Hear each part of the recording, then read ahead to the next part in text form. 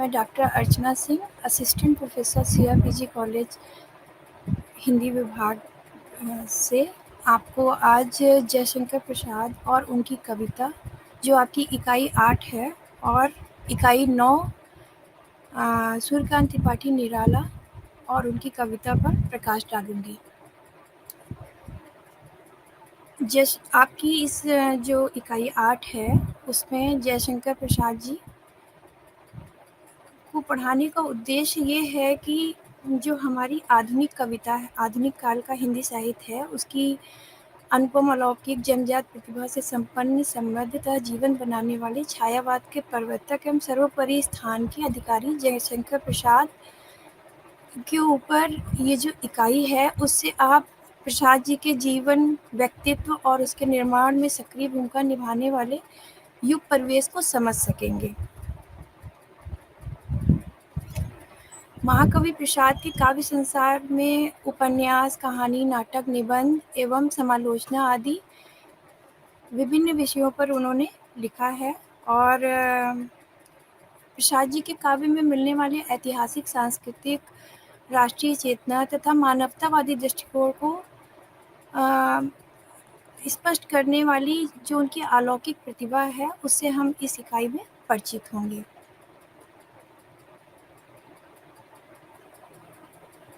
हिंदी साहित्य में छायावाद एक विद्रोह के रूप में उभर कर सामने आया और छायावाद के प्रवर्तक कवियों में जयशंकर प्रसाद जी का नाम सबसे ऊपर आता है। जयशंकर प्रसाद जी का जन्म काशी में माघ शुक्ल 10वीं संवत 1846 अर्थात सन 1889 ईस्वी को हुआ था। इनके पूर्वज सुमनी साहू के नाम से विख्यात थे और शिव के अनन्य भक्त हुआ करते थे। इनके बाबा जी का नाम शिवरत्न साहू था। वे बड़े ही दयालु और दानी व्यक्ति थे। प्रसाद जी के पिताजी का नाम श्री देवी प्रसाद था और उनके घर में कवियों, गवैयों, पंडितों, वैद्यों, इनका बड़ा ही सम्मान होता था और इनका आना जाना इनके घर में लगा रहता था। इनकी माता जी का नाम श्रीमती मुन्नी देवी था और ये अपने भाई बहनों में सबसे छोटे थे, इसलिए इन्हें विशेष प्रेम भी सबसे मिलता था। प्रसाद जी के बड़े भाई का नाम शंभू रत्न था, लेकिन इनके परिवार पर बड़ा ही थे तो गुजर गए। ये इनकी शिक्षा दीक्षा भी हुई। ये क्वींस कॉलेज में 7वें दर्जे तक ही पढ़ाई कर पाए। पिता की मृत्यु के बाद इनके बड़े भाई ने घर पर ही इनकी पढ़ाई की व्यवस्था करवा दी, जिससे इन्होंने संस्कृत, अंग्रेजी और जो वेद, पुराण, इन सब का अध्ययन घर पर ही किया। जब इनकी 15 वर्ष की अवस्था हुई तो माता जी का देहांत हो गया और दुर्भाग्य ने यहीं पर साथ नहीं छोड़ा। 2 वर्ष बाद इनके जो बड़े भाई शंभू रत्न जी थे, उनका भी स्वर्गवास हो गया और पूरे घर की जिम्मेदारी प्रसाद जी के ऊपर ही आ गई। प्रसाद जी अपने जो उनका व्यवसाय था, सुमनी साहू परिवार से थे, तो जो भी व्यवसाय था उसको भी उनको संभालना पड़ा, लेकिन बही खातों में वो कविताएं भी लिखा करते थे। उसके पीछे की साइड में वो कविताएं लिखा करते थे और इन्होंने प्रारंभ में ब्रज भाषा में कविताएं लिखी और 1908 में वो तत्कालीन पत्र पत्रिकाओं में छपने लगी। माता जी के साथ इन्होंने बालकाल में ही विभिन्न तीर्थों का यात्रा की थी। इसलिए इन्होंने भारत के प्राकृतिक सौंदर्य और संपदा के अद्भुत दृश्यों का आस्वाद उन्होंने लिया था। पर्वतों, झरनों, लहरों और चांदनी रातों में विहार भी किया था। उस सब का प्रभाव उनके काव्य पे हमें देखने को मिलता है। पारिवारिक बाधाओं और विपदाओं से विचलित न होकर अडिग रहने वाले प्रसाद जी ने अपनी महाजीवन शक्ति से जीवन की सभी विषम परिस्थितियों का सामना किया और सदैव आनंद को जीवन का लक्ष्य माना। इसी दृष्टिकोण को स्वर देते हुए विश्व के महान महाकाव्य कामायनी में इन्होंने लिखा है कि जिसे तुम समझे हो अभिशाप, जगत की ज्वालाओं का मूल, ईश का वह रहस्य वरदान, कभी मत जाओ इसको भूल। विभिन्न समस्याओं और अपने प्रियजनों के गुजर जाने के बावजूद भी उन्होंने संघर्ष जीवन के प्रति करते करते रहे और महान कृतियों की रचना की। संस्कृत और अंग्रेजी के नियमित अध्ययन से उन्हें वेद उपनिषदों के साथ पुराण, महाभारत तथा अन्य ऐतिहासिक सांस्कृतिक महाकाव्यों एवं ग्रंथों के अध्ययन की प्रेरणा मिली। भारतीय संस्कृति के प्रति यहीं से श्रद्धा उत्पन्न हुई, तो अतीत के प्रति रुचि भी जागृत हुई। इसके साथ ही जयशंकर प्रसाद जी व्यायाम और शारीरिक सौष्ठव के प्रति भी ध्यान रखते थे। कुश्ती और दंगल उनके शौक थे और माता पिता तथा ज्येष्ठ भाई के स्वर्ग प्रस्थान के बाद भी इस संघर्षरत कवि को दुर्भाग्य से जूझते रहना पड़ा। उन्होंने माता पिता और भाई के गुजर जाने के बाद अपना विवाह स्वयं किया, तो कुछ वर्ष बाद ही इनकी पत्नी चल बसी, दूसरा विवाह हुआ तो दूसरी पत्नी भी चल बसी और फिर तीसरा विवाह हुआ तो उनसे उनको पुत्र की प्राप्ति हुई। और इन्हीं सब दुख समस्याओं से गुजरते हुए उनके जीवन में दर्शन और गांधीर्य का प्रवेश होता चला गया कि उनका जब तीसरा विवाह हुआ और उनको एकमात्र पुत्र रत्न शंकर की उससे प्राप्ति हुई। व्यक्ति की दृष्टि से उच्च कोटि के महापुरुषों में गिने जाने वाले महाकवि प्रसाद ने परिवार और व्यापार के कठिन उत्तरदायित्वों को संभालते हुए भी गहन अध्ययन एवं मनन के दृढ़ संबल तथा नैसर्गिक प्रतिभा की वरदान से जो कुछ भी भारतीय साहित्य को दिया उस पर हम सभी को गर्व है।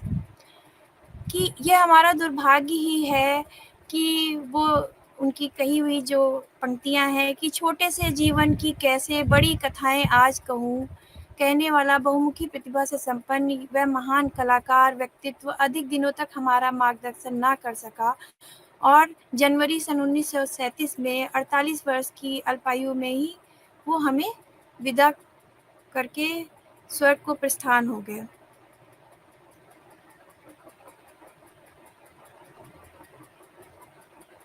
आगे उनकी जो पंक्तियां हैं वो जीवन उनके जो व्यक्तित्व को है उनके व्यक्तित्व का जो उद्देश्य था उसको कितना सटीक बयां करती हैं कि इस पद का उद्देश्य नहीं है शांत भवन में टिक रहना किंतु पहुंचना उस सीमा तक जिसके आगे राह नहीं है। तो मैं तो एक जीवन का सत्य है। बहुत अल्पायु में ही उन्होंने वे प्रसिद्धि पाई और वो अपने रचना संसार के द्वारा अमर हो गए और आज भी हम उनको उनकी प्रतिभा की वजह से याद करते हैं और हमें उनसे बहुत कुछ सीखने को मिलता है। प्रसाद जी की युग परिवेश की बात करें तो हर कवि हर रचनाकार अपने युग परिवेश का उसके ऊपर बहुत प्रभाव रहता है। उनकी जो युगांतरकारी दृष्टि थी उसका कारण उनका युग परिवेश भी था क्योंकि जयशंकर प्रसाद जी ने समाज और राष्ट्र की स्थिति ही नहीं साहित्य की परंपरा भी कवि और काव्य का निर्माण करती है। इस चीज को समझते हुए जयशंकर प्रसाद जी ने अगर अपने पूर्ववर्ती एवं युगीन परिवेश से प्रभावित होते हैं तो परवर्ती वातावरण को दिशा एवं दृष्टि देकर एक प्रबल वर्तमान का निर्माण भी करते हैं। प्रसाद हिंदी साहित्य के काव्य इतिहास में जब प्रवेश करते हैं उस युग को द्विवेदी युग के नाम से जाना जाता है। उस युग में सामाजिक धार्मिक आर्थिक राजनीतिक एवं सांस्कृतिक दृष्टि से क्रांतिकारी परिवर्तन हो ही रहे थे। साहित्यिक दृष्टि से भी एक बदलाव आ रहा था। गांधी तिलक राजा राम मोहन राय सुभाष चंद्र बोस एवं पटेल आदि अनेक क्रांतिकारी नेता स्वतंत्रता की विद्रोही स्वर को बुलंद कर रहे थे, तो साहित्यिक दृष्टि से भी एक बदलाव आ रहा था जो प्रसाद जी की रचनाओं में हमें देखने को मिलता है। प्रसाद का युग वास्तव में 20वीं शताब्दी पूर्वार्ध का युग है। 18वीं शताब्दी का विद्रोह तो यहाँ आकर शांत हो चुका था। भारतीयों को समानता और धार्मिक स्वतंत्रता का आश्वासन भी मिलने लगा था, किंतु पश्चिम की धारणाएं एवं विचारधाराएं धीरे धीरे देश में प्रवेश पाने लगी थी। रूसो और वाल्टेयर के राजनीतिक विचार फैलने लगे थे। अंग्रेजी भाषा के माध्यम से अनेक विचारधाराएं भारत में प्रविष्ट होने लगी थी। ऐसे में देश में ब्रह्म समाज और आर्य समाज जैसी कई समाज सुधारक संस्थाओं के नेतृत्व में सांस्कृतिक चेतना की नई दिशा खोजने लगा था। साहित्य में भी इसी आंदोलित एवं क्रांतिकारी परिवर्तन ने प्रवेश किया। परिणामतः भारतेंदु हरिश्चंद्र के नेतृत्व में नवजागरण की नवीन परंपरा का आविर्भाव हुआ। समाज समाज सुधार, रूढ़ियों से मुक्ति, कुरीतियों का विरोध तथा साहित्य की नई दिशा जैसे कार्यभार का दायित्व संभालते हुए भारतेंदु युग में राष्ट्रीय एवं सांस्कृतिक चेतना, देश प्रेम, समाज सुधार तथा प्राचीन एवं नवीन का मिश्रण जैसे कई पक्ष उभरकर सामने आए। भारतेंदु युग में प्रताप नारायण मिश्र, बद्रीनारायण प्रेमघन, जगमोहन सिंह आदि कई लेखक इस दिशा में भारतेंदु को सक्रिय योगदान देते रहे। परिणामतः काव्य रीतिकालीन घोर श्रृंगारिकता के चंगुल से निकलकर जन-जन के जीवन से जुड़ता चला गया। इस युग के साहित्य एवं साहित्यकारों ने प्रसाद जी को भी एक पृष्ठभूमि प्रदान की। भारतेंदु के बहुमुखी व्यक्तित्व से तो प्रसाद जी अत्यंत प्रभावित भी थे। 20वीं शताब्दी के आरंभ में गांधी तथा मालवीय जी जैसे युग पुरुषों ने सत्य अहिंसा का जो मार्ग दिखाया वह अपने आप में एक दृष्टांत बना, जो प्रसाद जी को एक नई दिशा दिखाता है। वो उनकी रचनाओं में हमें देखने को मिलता है। द्विवेदी युग में श्रीधर पाठक, अयोध्या प्रसाद उपाध्याय, महावीर प्रसाद द्विवेदी तथा मैथिलीश्वर गुप्त आदि कई कवि एवं साहित्यकार पत्रिकाओं तथा काव्य वृत्तियों के माध्यम से हिंदी विकास एवं परिष्कार में योगदान दे रहे थे।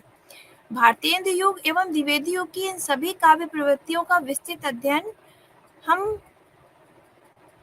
पहले की इकाइयों में कर चुके हैं। यहाँ केवल इतना बताना आवश्यक है कि राष्ट्रीयता को प्रतिनिधित्व देने वाले इस काव्य युग में ही प्रसाद का साहित्य क्षेत्र में आगमन हुआ। गुप्त जी के साकेत, यशोधरा, जयदत्त व्रत तथा भारत भारती जैसे कई ग्रंथ एवं हरिऔध का प्रिय प्रवास आदि प्रसाद जी को एक दिशा देते हैं।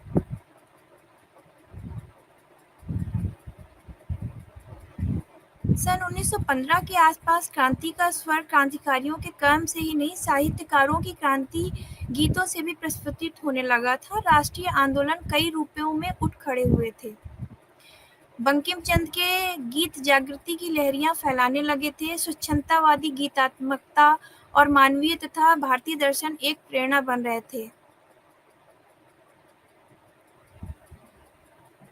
ऐसे चुनौती भरे समाज और परिस्थितियों में प्रसाद जी जैसी महाशक्ति प्रवेश पा रही थी। कविता, नाटक, उपन्यास, कहानी तथा निबंध आदि क्षेत्रों में अपनी सर्वतोमुखी प्रतिभा एवं सांस्कृतिक तथा राष्ट्रीय चेतना परक दृष्टि लेकर नेतृत्व प्रदान करने का दायित्व जयशंकर प्रसाद जी ने किया। उनके समग्र साहित्य में इस पृष्ठभूमि को तथा इनकी निर्माती परिस्थितियों को देखा जा सकता है। राष्ट्र प्रेम, अतीत के प्रति अनुराग एवं श्रद्धा, सांस्कृतिक मोह तथा मानवीय मूल्यों की पुनर्स्थापना ही प्रसाद की पहचान बनते हैं। कामायनी जैसे महाकाव्यात्मक महाग्रंथ के इस प्रणेता ने समग्र भारतीय दर्शन का अद्भुत समन्वय प्रस्तुत कर इच्छा, ज्ञान एवं कर्म की जो आनंदप्रद राह दिखाई वह अनन्य है, अन्यतम है और श्रद्धेय है। प्रसाद जी का समग्र साहित्य एवं काव्य विशेष के संदर्भ में हम चर्चा आगे करेंगे, किंतु यहाँ यह स्पष्ट कर देना चाहिए कि समय, स्थिति, परिवेश एवं घटनाओं के इस चक्र ने जिस वैविध्यमयी पृष्ठभूमि का निर्माण प्रसाद जी के लिए किया, उसी परिप्रेक्ष्य में साहित्य का सृजन कर सार्वभौमिक दृष्टिकोण को स्थापित करने का सफल कार्य प्रसाद जी ने किया। प्रसाद जी की रचनाएं और रचना संसार पे हम अगर बात करें तो काव्य की विशिष्ट सृष्टि के निर्माता जयशंकर प्रसाद जितने महान हैं, उनका रचना संसार उससे भी कम विशाल या विराट नहीं। इस महान कृतिकार ने कवि कर्म जीवन साधना में संसार के अनुभवों की मार्मिक प्रतिक्रियाओं को भाषा के माध्यम से अभिव्यक्ति देकर साहित्य को प्रेरणा प्रदान की है। इस इकाई में हमारा उद्देश्य महाकवि प्रसाद के काव्य संसार की मूल चेतना तथा उनकी काव्य कृतियों के भाव जगत को अनुभूत करना है। तो एक उनकी रचना संसार पे एक हम दृष्टि डाल लेते हैं। काव्य रचनाओं में उनकी चित्राधार, प्रेम प्रतीक, करुणालय, महाराणा का महत्व, कानन कुसुम, झरना, आंसू, लहर तथा कामायनी आते हैं। जयशंकर प्रसाद जी ने अनेक नाटकों का निर्माण किया, जिसमें सज्जन, कल्याणी, परिणय, प्रायश्चित, राजश्री, विशाख, अज्ञातशत्रु, जन्मेजय का नागयज्ञ, कामना, स्कंदगुप्त, एक घूंट, चंद्रगुप्त तथा ध्रुव स्वामी आदि नाटक उन्होंने लिखे हैं। यहीं पे उनका रचना संसार नहीं रुकता है। उन्होंने उपन्यास भी लिखे हैं, जिनमें कंकाल, तितली और इरावती आते हैं। इरावती अपूर्ण उपन्यास है, जिसको वो पूरा नहीं कर सके। कहानी संग्रहों की अगर हम बात करें तो छाया, प्रतिध्वनि, आकाशदीप, आंधी और इंद्रजाल जैसी उन्होंने कहानियां लिखी। निबंध में एकमात्र निबंध उनका हमारी दृष्टि में है काव्य और कला तथा अन्य निबंध एक पुस्तक है, जिसमें उनके निबंधों का संग्रह है। इस प्रकार आनंदवाद को जीवन की साध्य तथा समरसता को साधन मानने वाले इस विश्व कल्याण के प्रतिनिधि कवि ने अपने साहित्य सागर की अपार जलराशि के भीतर अमृत का ऐसा कलश रख दिया, जो युगों युगों तक इस सागर की शरण में आने वालों को विश्व से प्रभावहीन बनाकर उन्हें अंबर आनंद की कल्याणकारी सुख देता रहेगा। इच्छा, ज्ञान, कर्म की गीतात्मक राह को पुनः प्रशस्त करने वाले इस अन्वेषी ने समरसता में लय होने का संकेत दिया। प्रसाद जी ने अपनी काव्य यात्रा 8-9 वर्ष की अवस्था से प्रारंभ कर दी थी। 9 वर्ष की अवस्था में प्रसाद जी को संस्कार संपन्न कराने के लिए जौनपुर तथा विंध्याचल ले जाया गया, तो पर्वतीय सुषमा और भूमा के अंक में कलकर नाद करते झरनों के प्राकृतिक सौंदर्य ने कवि के बाल हृदय को मुग्ध कर लिया। इस प्रकृति वैभव से रीझ कर उन्होंने कलाधर उपनाम से कविता में लेखन का कार्य प्रारंभ किया, जो भारतेंदु पत्रिका में 1906 में प्रकाशित हुई। उसकी कुछ पंक्तियां मैं आपके सामने प्रस्तुत कर रही हूँ। हारे सुरेश रमेश धनेश गणेशहु शेष न पावत पारे, पारे हैं कोटिक पात की पुंज कलाधर ताही दिनों बिच तारे। तारे की गिनती सम नाही सुवेते तरे, प्रभु पापी बिचारे, चारे चले न बिरंचे ही के, जो दयालु है शंकर नेक निहारे। ये पंक्तियां ब्रज भाषा में इन्होंने लिखी हैं। ब्रज भाषा में कविता लेखन प्रारंभ करने वाले इस कवि ने इंदु पत्रिका के दूसरे अंक में प्रेम प्रतीक प्रकाशित करवाया। मूलतः ब्रज भाषा में लिखी गई इस रचना को बाद में कवि ने खड़ी बोली में रूपांतरित भी किया। झरना के पूर्व की सभी कृतियां प्रसाद जी ने द्विवेदी युग में तैयार की तथा शेष छायावाद में।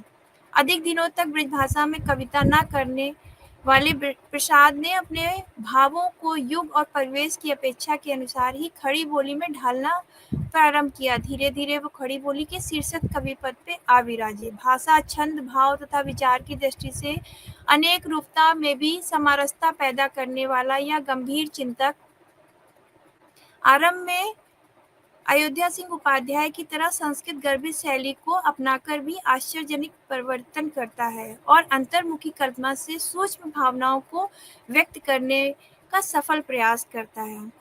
चित्राधार कवि की सबसे पहली काव्य कृति है। 1909 से 1912 तक की 5 रचनाएं उसमें समाहित हैं।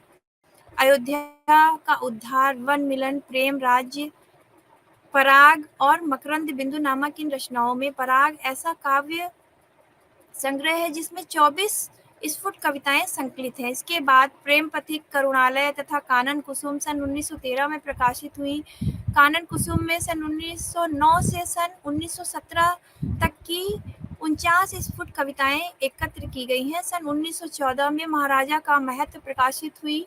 फिर सन 1918 में 55 स्फुट कविताओं का संग्रह झरना प्रकाश में आया। इसी प्रकार सन 1925 में आंसू, सन 1933 में 33 स्फुट कविताओं का अद्वितीय काव्य संग्रह लहर और सन 1935 में विश्व का अन्यतम और अनुपम महाकाव्य कामायनी प्रकाशित हुआ।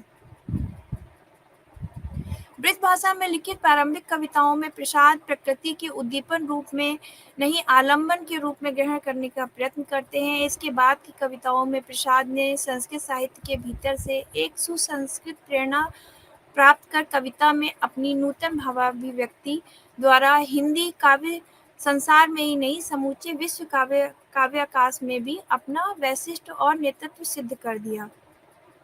प्रसाद जी का अध्ययन अत्यंत व्यापक था।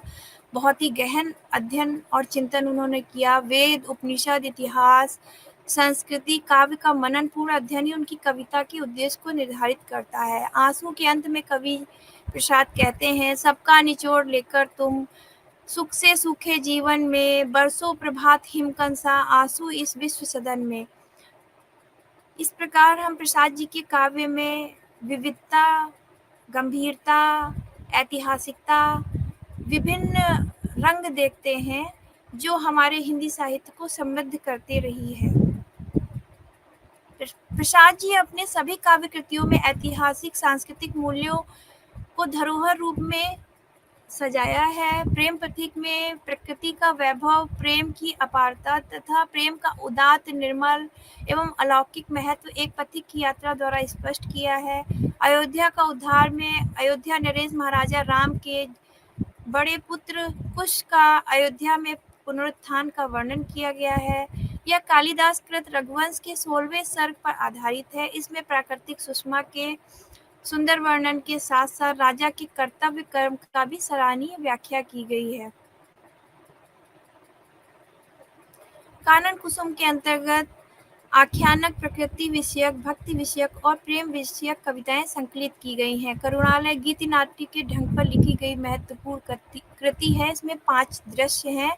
इसमें राजा हरिश्चंद्र द्वारा सुना शेष के नरमेध यज्ञ में बलि दिए जाने की कथा का सुंदर वर्णन किया गया है। झरना के अंतर्गत व्यक्तिक प्रेम और विरह की अविरल धारा प्रवाहित होती है और यह आंसू में ढलकर लहर में समाहित हो जाता है। आंसू में शुद्ध रहस्यात्मक अनुभूति तथा लौकिक विरह भावना का अद्भुत मिश्रण है। रहस्यवादी भावधारा वाली यह कृति छायावाद की अन्यतम कृति है। व्यापक प्रेम के इस अमर प्रेमी कवि ने इस कृति में सुख दुख में एक स्वस्थ सामंजस्य स्थापित करना चाहा। प्रतीक विधान तथा 28 मात्राओं वाला आंसू छंद इस कृति की विशिष्ट पहचान बनाते हैं। अनुपम तथा अनूठी कल्पना और विरह की मार्मिक अभिव्यक्ति को प्राणदा शक्ति देते प्रबल सब छायावाद की अमूल्य निधि बन जाते हैं। लहर तक आकर भावना की अश्रु धाराएं धीरे धीरे बौद्ध दर्शन की वैचारिक लहरों में समाने लगती हैं। लोक मंगल की भावना का संकल्प यहाँ आकर रूपायित होने लगता है। आनंदवाद की यह कल्पना कामायनी तक आते आते साकार होती है। 15 सर्गों के इस अन्यतम महाकाव्य में प्रसाद की काव्य प्रतिभा अपने चरम शिखर पर पहुंचकर संपूर्ण विश्व को प्रदीप्त करने लगती है। पौराणिक जल प्लावन की घटना को आधार बनाकर कवि प्रसाद ने इस महाकृति में प्रकृति, प्रेम, कर्म, रहस्य, दर्शन, इच्छा, ज्ञान, वासना तथा आनंद आदि का मर्म स्पर्शी चित्रण करने वाला वर्णन प्रस्तुत किया है। प्रतीकों के माध्यम से अन्य अर्थों को सफलतापूर्वक वहन करती कामायनी भावों के अमूल रत्नों की धरोहर है। आनंद और आस्था के मार्गदर्शक प्रसाद ने कामायनी में बुद्धिवाद का विरोध और हृदय तत्व की प्रतिष्ठा करते हुए शैव दर्शन के आनंदवाद को ही जीवन के पूर्ण उत्कर्ष का साधन घोषित किया है। इस प्रकार कह सकते हैं कि प्रसाद के समग्र काव्य संसार में एक अलौकिक तथा विलक्षण शक्ति विद्यमान है और उनके प्रगीतों में यह शक्ति अपने चरम सीमा पर पहुंची हुई है। जीवन और दर्शन का परस्पर निर्भरता सिद्ध करते हुए इस महाकवि ने पौराणिकता और ऐतिहासिकता के परिप्रेक्ष्य में भारतीयता, मानवीयता, संस्कृति तथा दर्शन आदि को आज के युग परिवेश और समस्याओं से जोड़ा ही नहीं, उसका समाधान भी प्रस्तुत किया। इसलिए वे समूचे संसार को उद्बोधित करते हुए कहते हैं, भुनती वसुधा तपते नग, दुखिया है सारा अगजग, बह जा बन करुणा की तरंग, जलता है यह जीवन पतंग। इस प्रकार हम देखते हैं कि प्रसाद जी ने अपनी रचनाओं के माध्यम से हिंदी साहित्य को समृद्ध किया।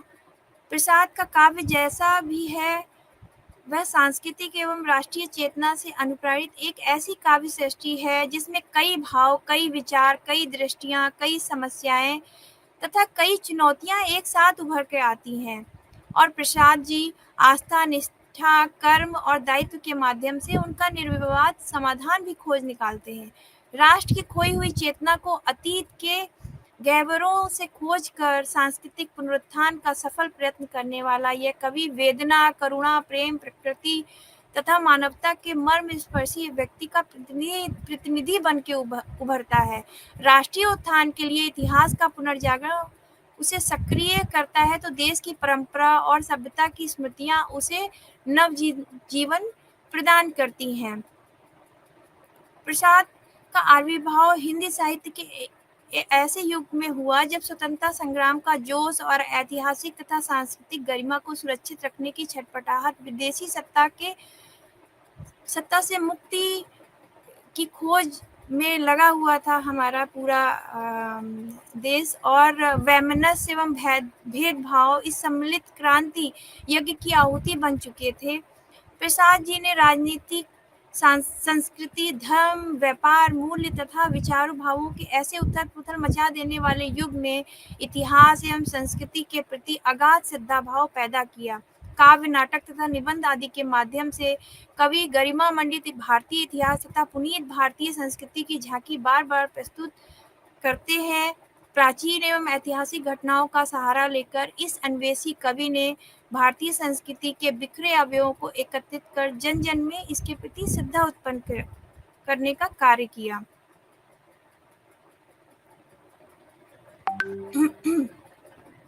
महाकवि प्रसाद ने चित्तौड़ की रानी पद्मिनी के रूप स्पर्धा करती कमला की व्यवस्था पर नया प्रकाश डाला। मैं भी थी कमला रूप रानी गुजरात की, सोचती थी पद्मिनी जली थी स्वयं, किंतु मैं जलाऊंगी वह दावा नल ज्वाला जिसमें सुल्तान जले। देखे तो प्रचंड रूप ज्वाला सी धधकती, मुझको सजीव वह अपने विरुद्ध। कवि ने कमला के चरित्र में आदर्श प्रतिष्ठित करने के लिए ऐतिहासिक तिथियों और कतिपय तथ्यों के में व्यतिक्रम भी किया हो, किंतु प्रसाद का लक्ष्य एक साहित्यकार का लक्ष्य रहा। तथ्य मात्र प्रस्तुत करना उनका ध्येय नहीं था। स्पष्ट है कि प्रसाद इतिहास का आश्रय संस्कृति के उज्ज्वल पक्ष एवं स्वरूप को हमारे सम्मुख बार बार उजागर करने के लिए लेते हैं। और उनकी अगर कुछ पंक्तियों पर हम प्रकाश डालना चाहेंगे। हिमालय के आंगन में उसे प्रथम किरणों का दे उपहार, ऊषा ने हंस अभिनंदन किया और पहनाया हीरक द्वार। ये स्कंदगुप्त की पंक्तियां हैं। कामायनी की कुछ पंक्तियां आप देखिए। औरों को हंसते देखो मनु, हंसो और सुख पाओ, अपने सुख को विस्तृत कर लो, सबको सुखी बनाओ। ऐसा दर्शन उन्होंने कामायनी में व्यक्त किया है।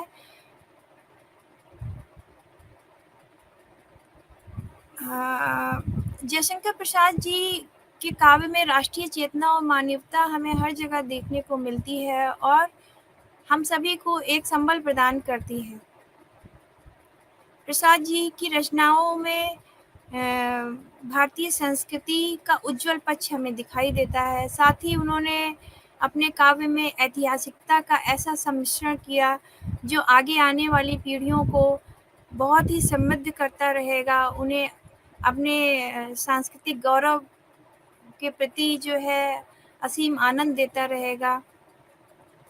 आगे प्रसाद जी छायावाद के कवियों में उच्च स्थान रखते हैं। उनके काव्य में हमें नारी के प्रति भी अनन्य भाव देखने को मिलता है। जो छायावाद की एक प्रमुख विशेषता है कि रीतिकाल में जैसे नारी को एक वस्तु के रूप में देखा जा रहा था, तो वहाँ पर छायावाद में प्रसाद जी के द्वारा नारी को बहुत ही सूक्ष्म और मानवतावादी दृष्टि से देखा गया और उन्होंने नारी को बहुत ही उदात्त रूप दिया और उच्च शिखर पे बैठाया। इस तरह हम देखते हैं कि प्रसाद जी अपने काव्य एवं रचनाओं के द्वारा बड़ा ही सुंदर चित्रण करते हैं और हमारी हिंदी साहित्य को समृद्ध करते हैं। उनकी जो कालजयी कृति कामायनी जो है वो मानवता के विकास का आख्यान है। साथ ही उनके जो विभिन्न ऐतिहासिक नाटक हैं उनको हम देखते हैं, उनसे हमें बहुत कुछ सीखने को मिलता है। प्रसाद जी के गीतों में प्रणय के विभिन्न व्यापार रूपायित होते रहते हैं। अन्वेषण और प्रणय निवेदन ही रहस्यवाद है तथा जीवन संबंधी तत्व चिंतन ही सामान्यतः दर्शन कहलाता है। प्रसाद की संपूर्ण साधना की सिद्धि भूमा का सुख है, मैं और मेरा के संकुचित स्वार्थ के दायरे से दूर आनंदमयी स्थिति तक पहुँचने का प्रयास ही शिवोपासक प्रसाद का प्रेम रहा है।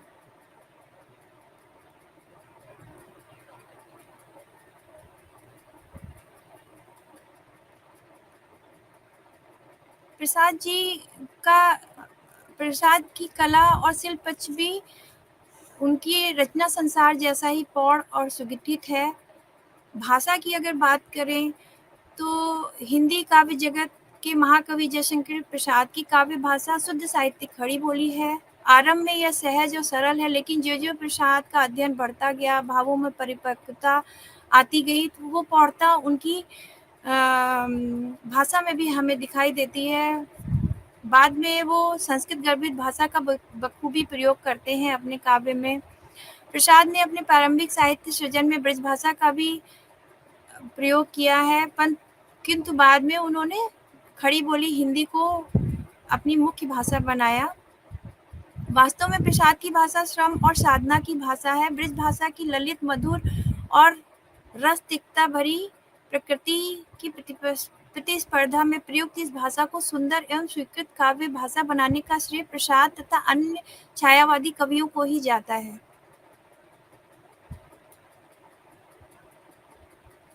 प्रतीक विधान की बात करें तो विभिन्न प्रतीकों का प्रयोग किया, जैसे कामायनी में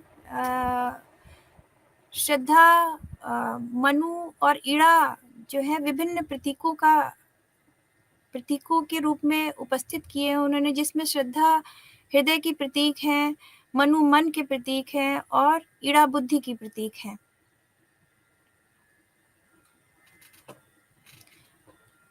काव्य सौंदर्य के निर्धारक तत्वों में बिंब की भी महत्वपूर्ण भूमिका होती है।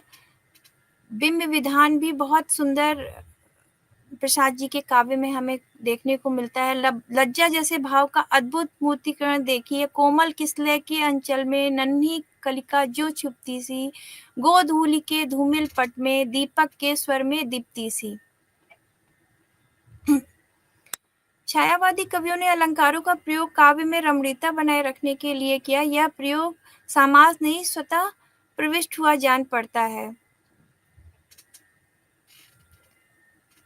प्रसाद जी जब कहते हैं मस्तक में स्मृति सी छाई, जल उठा स्नेह दीपक सा तथा बड़ नावल की ज्वाला सी, जैसे कई उदाहरण देखे जा सकते हैं जिसमें अलंकारों का सुंदर प्रयोग है। अतः स्पष्ट है कि प्रसाद के काव्य में अलंकार काव्य सौंदर्य में अपार वृद्धि करते हैं। छंद प्रसाद के भावों की मार्मिक अभिव्यक्ति के लिए विशिष्ट छंदों का प्रयोग किया है। निराला पंत और निराला की तरह वे छंद विधान में स्वतंत्रता भले ही न लेते हों, किंतु उन्होंने अंग्रेजी के सोनेट और बंगला के त्रिपदी तथा प्यार नामक छंदों का भी बखूबी प्रयोग अपने काव्य में किया है।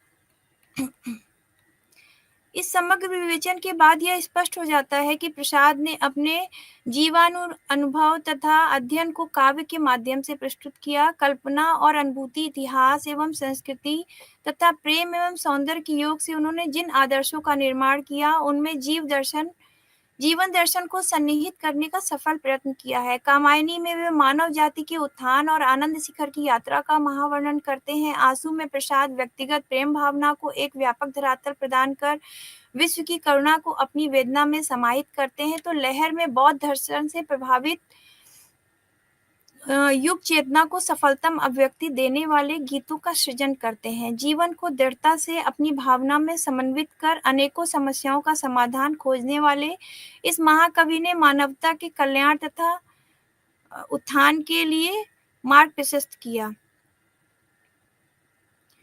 इस इकाई के अध्ययन से यह स्पष्ट होता है कि अतीत के झरोखों से वर्तमान की स्थितियों एवं समस्याओं को सांस्कृतिक एवं ऐतिहासिक डोर में पिरोकर स्वच्छंद रूप में प्रतिष्ठित करने वाले प्रसाद अलौकिक प्रतिभा के धनी व्यक्ति थे।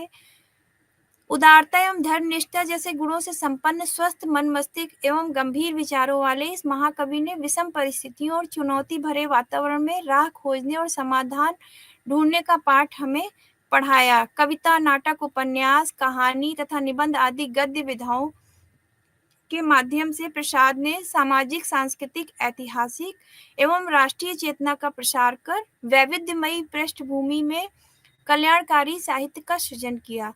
युगीन समस्याओं को इनके परिप्रेक्ष्य में उजागर कर कवि ने सभी हिंदी साहित्य के पाठकों के लिए कल्याण का पथ प्रशस्त किया है।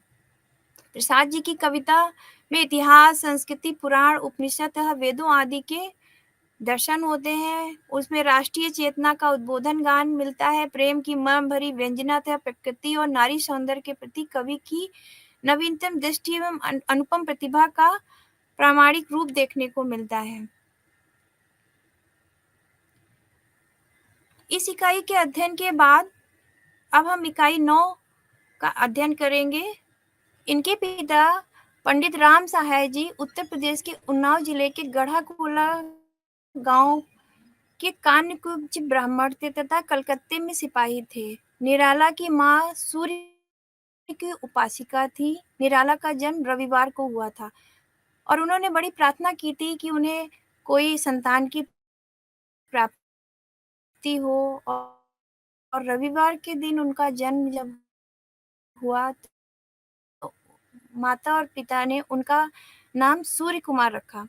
विद्रोही प्रवृत्ति के निराला को यह सीधा साधा नाम रुचिकर नहीं लगा, जिसे बाद में उन्होंने भी इनकी मां का देहावसान हो गया। मातृ स्नेह से वंचित सूर्य कुमार ने महिषा दल में कक्षा 9 तक शिक्षा प्राप्त की। सन 1911 में मात्र 15 वर्ष की आयु में इनका विवाह रायबरेली जिले के डलमो निवासी पंडित राम सुचित साहित्य प्रेमी और संगीत की जानकार थी। कला की रुचि भी हिंदी साहित्य की ओर बढ़ी। सूर्यकांत को एक पुत्री और एक पुत्र रत्न की प्राप्ति हुई। पुत्र का नाम रामकृष्ण तथा पुत्री का नाम सरोज रखा गया। सन 1916 में निराला ने जूही की कली की रचना की। यद्यपि यह रचना सरस्वती में प्रकाशित नहीं हुई, परंतु इस कविता से निराला की नवीन साहित्यिक अभिरुचि का परिचय मिला। इसके पश्चात निराला के जीवन के कठिन संघर्ष मनोहरा देवी का देहांत हो गया। निराला अपने जीवन संग्राम में अकेले रह गए। उसी साल आई महामारी के कारण इनके परिजनों, चाचा, भाई, भाभी आदि का भी देहांत हो गया। परिणाम स्वरूप सूर्यकांत को अपने 2 बच्चों के साथ साथ चाचा के 4 बच्चों का भरण पोषण भी करना पड़ा। इन्हीं सब दायित्वों के बीच कवि ने अपने कवि कर्म को भी करना जारी रखा। पिता का देहावसान के पश्चात उनके स्थान पर निराला को नौकरी भी मिल गई, परंतु स्वच्छंद प्रकृति के रचनाकार किसी भी नियंत्रण में नहीं रखा जा सकता। कुछ समय बाद सन 1920 में इनकी नौकरी छूट गई। इसी बीच सन 1919 में इनका लेख हिंदी बंगला का तुलनात्मक व्याकरण सरस्वती में प्रकाशित हुआ। नौकरी छूट जाने के बाद निराला द्विवेदी जी के पास भी गए और अंततः कलकत्ते के समन्वय में उनको नौकरी भी मिल गई। कलकत्ते में रामकृष्ण मिशन से जुड़कर निराला मतवाला के प्रबंधक के संपर्क में आए और मतवाला के संपादक बन गए। यहीं पर मतवाला से मिलता जुलता शब्द निराला उपनाम इन्होंने अपने नाम के साथ जोड़ लिया। परिजनों के प्रति व्यवहार बहुत निराला परंतु प्रेमपूर्ण था। जयशंकर प्रसाद, सुमित्रा नंदन पंत, महादेवी वर्मा, नंद दुलारे वाजपेयी, वाचस्पति पाठक और कमला शंकर आदि के साथ अपना सुख दुख बांटने वाले निराला किसी भी स्थान पर अधिक समय तक नहीं ठहर पाते थे। संघर्ष और कष्ट के आघात से देखने को मिलता है, लेकिन उन्होंने संघर्ष कहीं पर भी छोड़ा नहीं। वो अपने जीवन में संघर्ष करते रहे और आगे बढ़ते रहे, जो हमें प्रेरणा देता है कि हम आगे बढ़ें और जीवन में विभिन्न पड़ावों को पार करते हुए अपना प्रयास जारी रखें। निराला के रचना संसार की अगर हम बात करें तो उनके विभिन्न काव्य संग्रह प्रकाशित हुए और विभिन्न पड़ाव भी हमें उनकी कविता में देखने को मिलते हैं। निराला छायावादी कवि हैं। छायावाद का समय 1918 से 1935 तक का माना जाता है। इस बीच की जो भी उनकी रचनाएँ हैं वो छायावादी रचनाएँ हैं। उसके बाद 1936 से 1943 तक के समय के दौरान उन्होंने प्रगतिवादी रचनाएँ भी लिखी हैं। तो उनकी उनकी कविताओं में हमें प्रगतिवादी स्वर भी मिलते हैं और छायावादी स्वर भी मिलते हैं। उनके रचना संसार में काव्य संग्रहों में अनामिका के 2 भाग प्रकाशित हुई, जो अनामिका प्रथम 1923 में आई और अनामिका द्वितीय जो है 1938 में या 1939 में प्रकाशित हुई।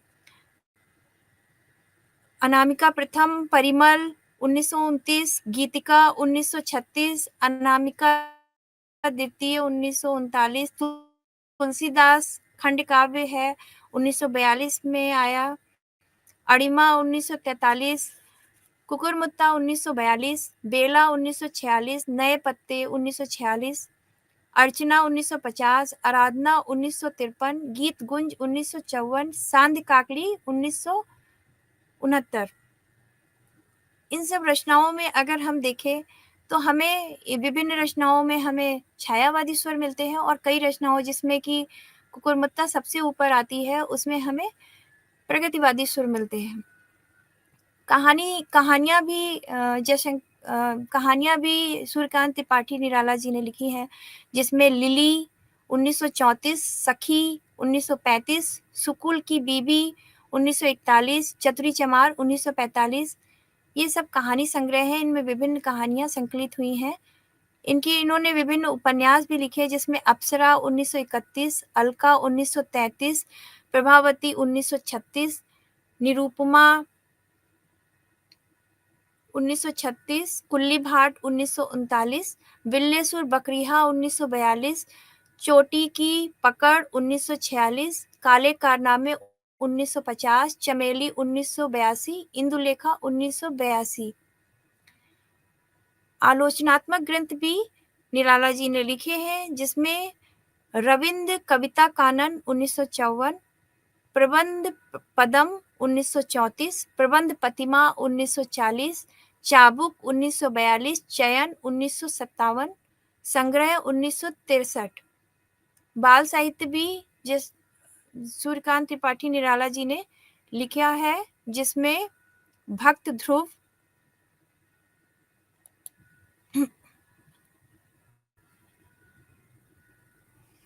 भक्त प्रहलाद, भक्त ध्रुव 1926 में लिखा है, भक्त प्रहलाद 1926 में ये भी लिखा गया है, भीष्म 1926, महाराणा प्रताप 1927, सीख भरी कहानियां 1969।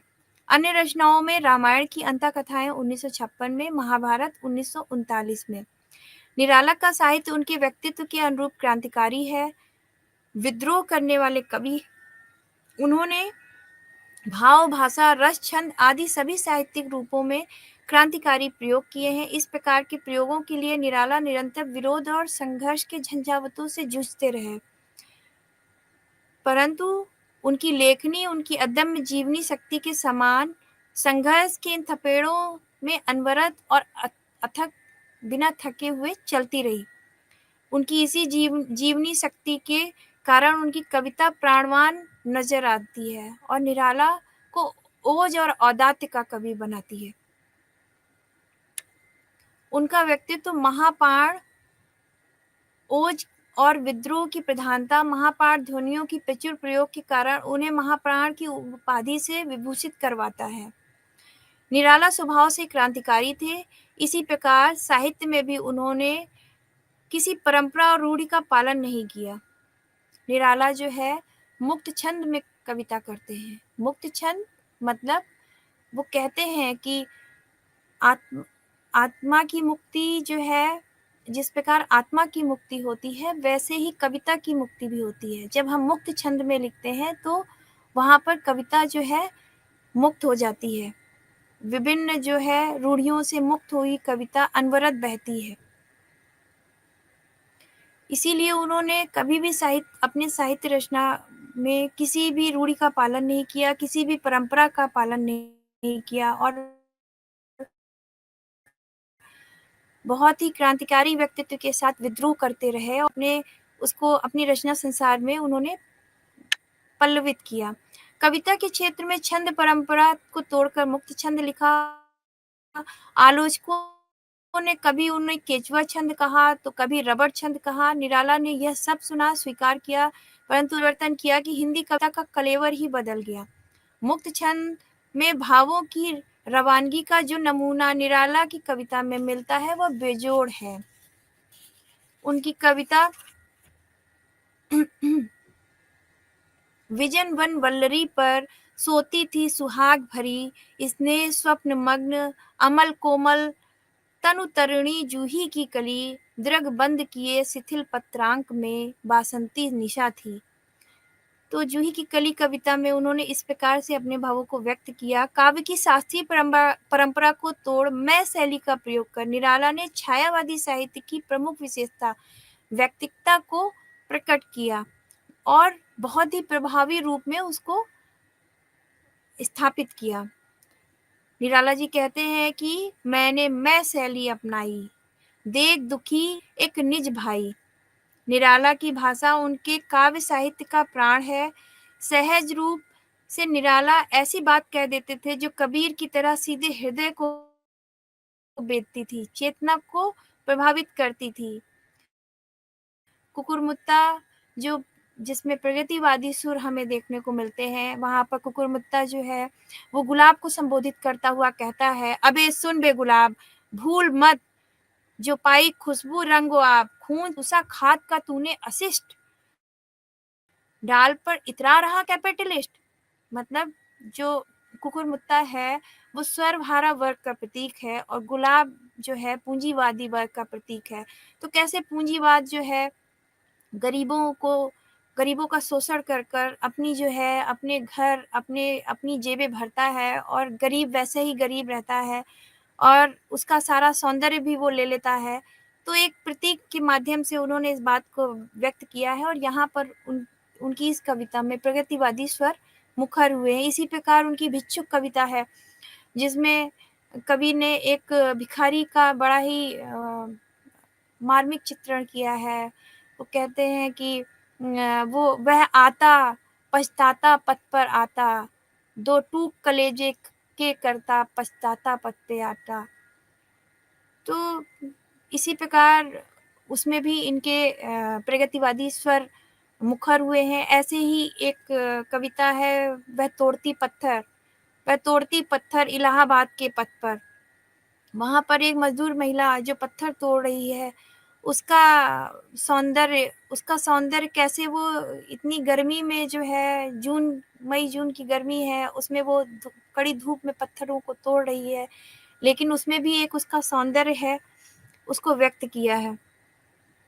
ऐसे ही उनकी कविता जो सरोज स्मृति है वो हिंदी साहित्य का प्रथम शोक गीत है। उससे पहले कोई भी शोक गीत नहीं।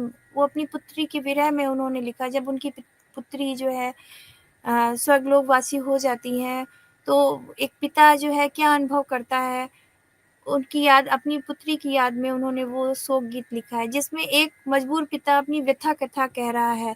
समाज की हर प्रकार की रूढ़ियों से जूझता और उनको तोड़ता हुआ कवि अपनी पुत्री का विवाह करता है। अनवरत संघर्ष और असफलताओं से अभिशप्त वह उसकी मृत्यु पर काव्य रचता है।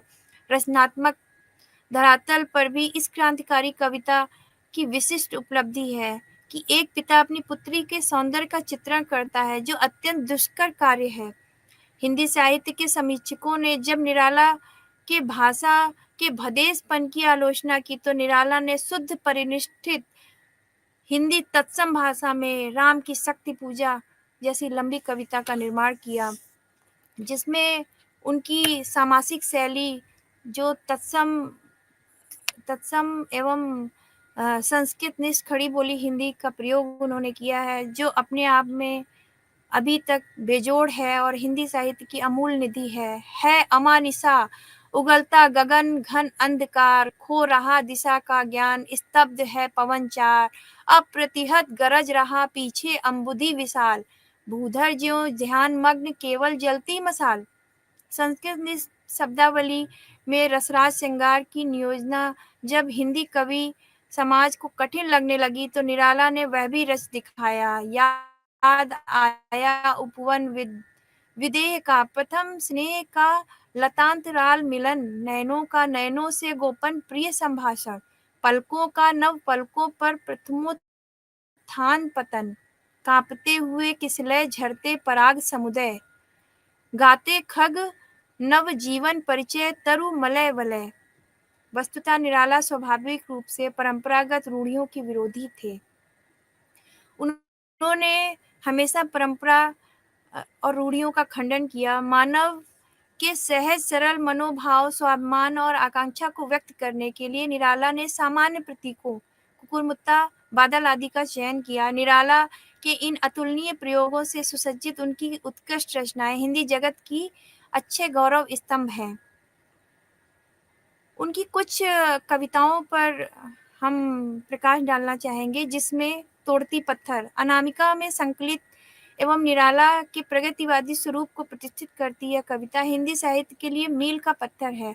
पत्थर तोड़ने वाली एक श्रमिक महिला के प्रति निराला की संवेदनशील दृष्टि ने उस स्त्री को निशब्द रखकर भी उसकी कातर दृष्टि से ही पूंजीवादी व्यवस्था पर घातक प्रहार किया। गर्मी की तपती दोपहर में वह शांत भाव से अनवरत श्रम कर रही है और उसकी दृष्टि में वेदना और सूनापन है। उसे देखकर कवि अनोखी तान का अनुभव करता है, परंतु वह श्रमलीन युवती निसंग भाव से उस पूंजीवादी समाज को आईना दिखा रही है और उस व्यवस्था को ढो रही है। आलीशान भवनों का निर्माण उसके श्रम पर ही स्थापित हुआ है, परंतु उसके प्राप्य में मात्र हाड़-तोड़ श्रम और जीवन का अनवरत संघर्ष है। ऐसे ही एक अन्य कविता है संध्या सुंदरी, परिमल संग्रह में संकलित निराला की ख्याति लब्ध छायावादी कविता है। इसमें प्राकृतिक सौंदर्य की अनुभूतिगत और कलात्मक अभिव्यक्ति हुई है। सूर्यकांत त्रिपाठी जी के महान कविताओं में राम की शक्ति पूजा का नाम सर्वोपरि आता है, जिसमें सामासिक शैली में संस्कृतनिष्ठ खड़ी बोली हिंदी का उन्होंने प्रयोग किया है और यह राम के जीवन पे आधारित एक काव्य है, जिसमें राम और रावण के युद्ध का वर्णन किया है, जिसमें राम को एक साधारण मनुष्य की तरह उन्होंने वर्णित किया है और यह कविता जो है, यहाँ का जो राम काव्य है, ये कृत्तिवास रामायण पे आधारित है और उनकी ख्याति का आधारभूत स्तंभ भी इसको माना जा सकता है। 1936 में इसकी रचना निराला जी करते हैं। इस प्रकार हम देखते हैं कि निराला जी छायावादी कवियों में सर्वोच्च स्थान पर स्थापित किया जा सकता है उनको। ओज और आदात्य के कवि हैं। साहित्यिक अवदान उनका बहुत बड़ा है। उनके प्रगतिवादी स्वर भी उनके काव्य में हमें देखने को मिलता है। साथ ही हमें छायावादी दृष्टि तो मिलती ही है, जिसमें व्यक्तिकता, नारी का सौंदर्य और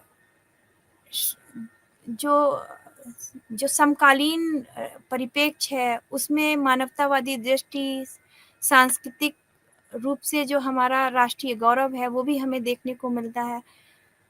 तो इस प्रकार से हम लोगों ने छायावाद के आज 2 कवियों का परिचय प्राप्त किया, जिसमें जयशंकर प्रसाद जी अपनी प्रकृति के कवि हैं और दूसरे आपके सूर्यकांत त्रिपाठी निराला जी हैं। जो 2 आधार स्तंभ हैं छायावाद के, उनका आज हमने अध्ययन किया। इसी के साथ अब इस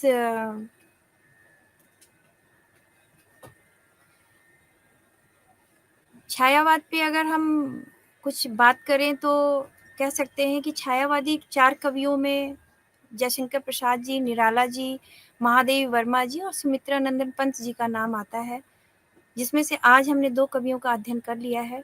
बाकी 2 कवियों का अध्ययन हम आगे की इकाइयों में करेंगे। और